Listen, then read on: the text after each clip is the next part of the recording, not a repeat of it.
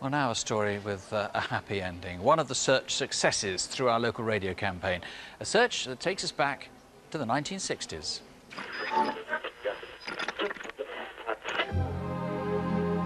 The folks who live on the hill. Hill House was more than a special time to me.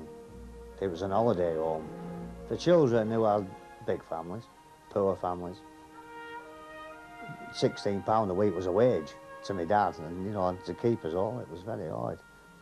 But when I went to Hill House, you got a cuddle when you were crying, like, come here. Took us to Clacton and Seaside. I've never seen a seaside. But the people who run it was Christopher and Lena Monument. For my childhood period, I could never ever forget them.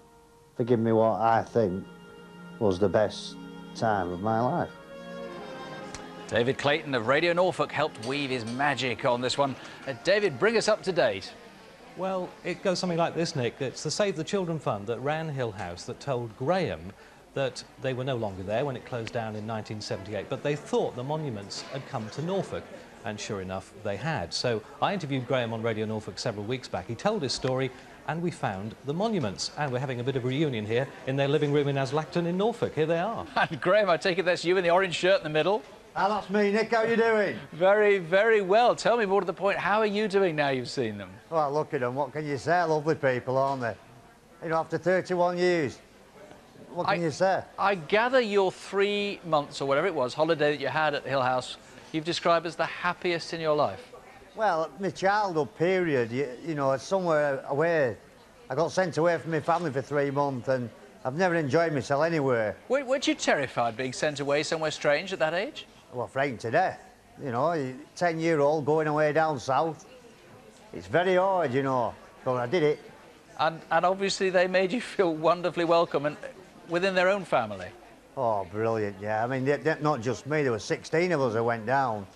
And to look after 16 kids for 3 months at a time, it must be very hard for them at the time. Lena, tell us a secret. Did you recognise Graham? Do you remember who he was? Not really. It's so long ago. 30 years have passed since, and I think he must have been one of the good children, you know, not one of the more difficult ones. You had something like 800 or 900 children, I know, go through that. Any of those that you would like to be in touch with again?